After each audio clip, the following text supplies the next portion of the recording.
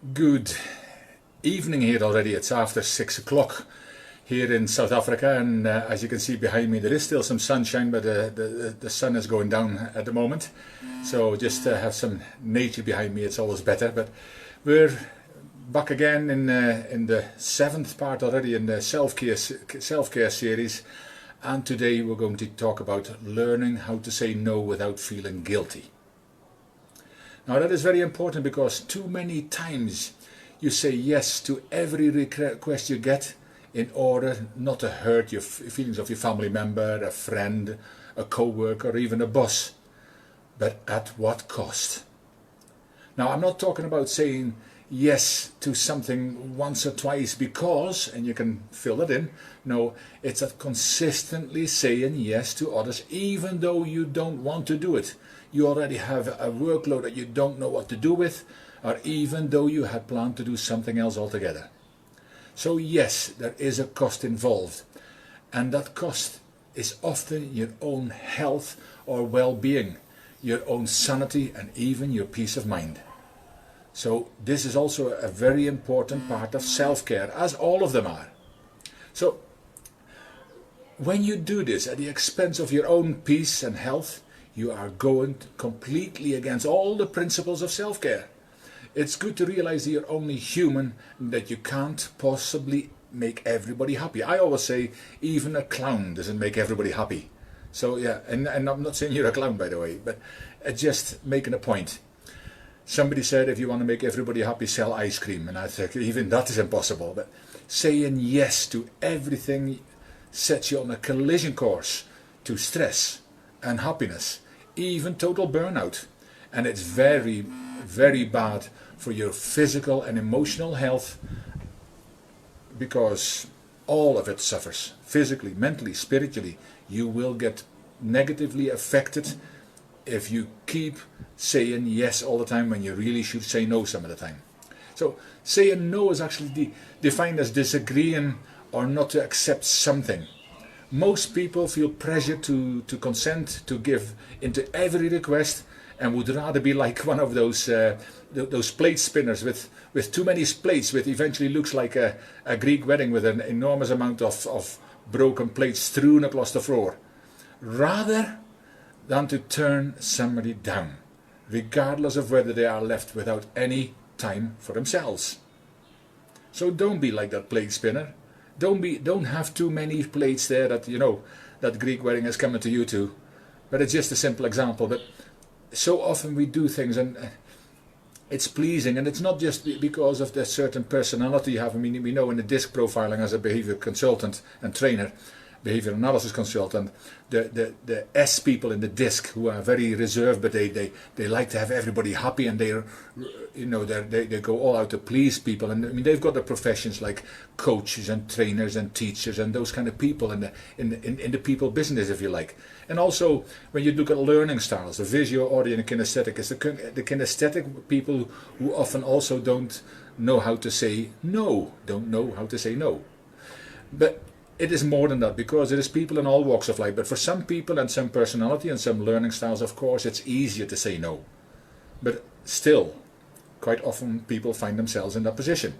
So, therefore, learning how to say no can earn you some respect from yourself, as well as some of the people around you. With self-respect, that is respect for yourself. But strangely, the capacity to say no is often connected to fearlessness. Now, individuals with low self-esteem and low confidence regularly feel anxious about upsetting others, and they tend to put the needs of other people before their own, and that's why they have no time. That's why they're stressed out, and you need me time. I talked about that already in one of the ones last week. That me time is also so important. Now you can find all these back on the Facebook at the Key Leadership Facebook page, of course. But there was a saying I found as well that says half of the troubles of life can be traced to saying yes too quickly and saying no not soon enough. That's by a guy called John Billings. Now it's very apt here, that's why I put it in there. But if you are like me, and have ever said yes when you really wanted to say no. And I've been there, believe me, I've been there. It already started when I was bullied as a little kid and I wanted to belong, so I did all kinds of things for all kinds of people just to be part of the group.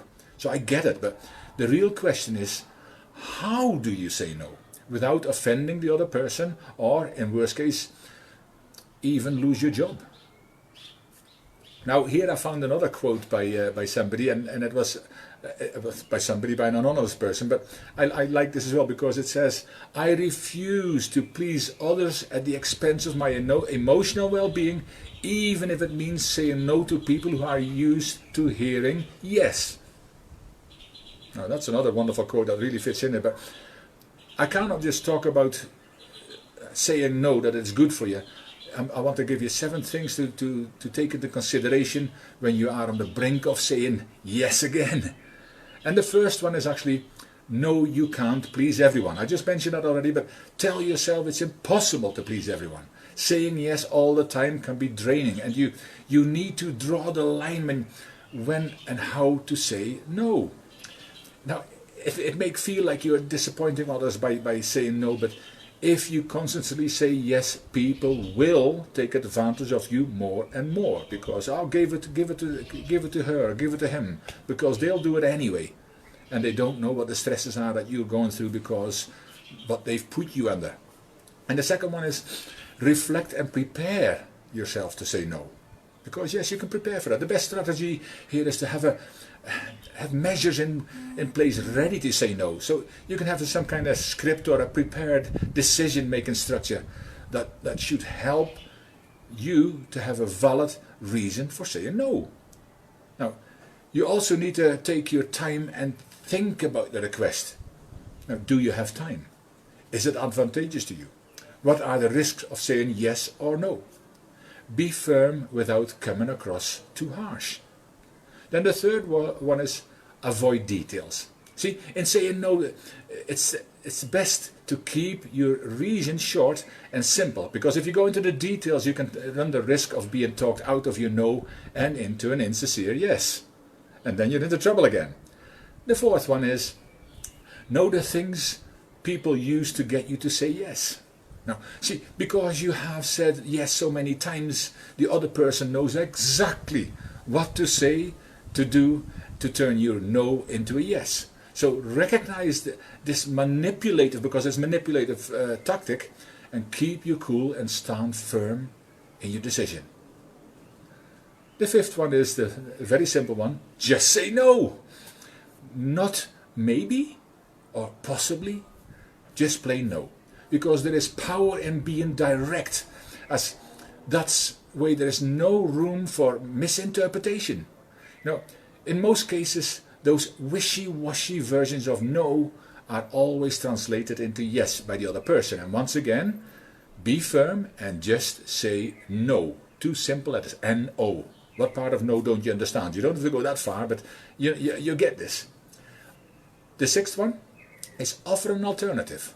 Now, even though you can't be of help and could offer suggestions, maybe you could either recommend another person or suggest a way to have the task done. See, there's plenty of ways, but this would let the other person know at least that you're not saying no, but have put just saying no, but you've put some thought into the matter. Simple little things that you know, so you can choose on them. And the last one is, beware of your apology. See, it's good to say I'm sorry, but be sure not to go overboard, otherwise you come across as not firm in your no, and the other person can use that apology to get a yes out of you again. So it's really, don't, no. If you're going to say no, say no. But you don't have to be nasty about it. And there is a few ways you can actually do that. Say no with a smile. A gentle smile. Don't start laughing out loud, but a gentle smile when you say no. So it kind of takes that stern pressure off. Or also follow up after saying no, so the other person knows you are not just thoughtlessly saying no. Now I hope that helps, because you can be a good person with a kind heart and still say no. I found that that's by Laurie Desheen. So you can't be a good person with a kind heart and still say no. Let it get through to you. See, there is a lot of value in valuing yourself and your health enough to say no without the need to feel guilty. Self-care is important. Now I hope this helps you. To all the people who always say yes, or most of the time say yes, when a lot of the time you should say no for a variety of reasons, especially your health and your self-care. Tomorrow in the series we're going into sleep well and live well. So that's enough sleep, and the way you sleep and all that kind of stuff is also important, but we're going to talk about that tomorrow. You can find all these videos at Key Leadership, the Key Leadership Facebook page, so you can like and share it with people, because if this is helpful to you, or you know somebody who should say no more often, or you should know more about the eating habits, about your physical well-being, that exercising, and about taking me time, about the power of gratitude, it's all in there. So go and find it and share it with other people, and I will be back with another episode of Self-Care tomorrow. Have a wonderful, wonderful evening. See you tomorrow. Take care.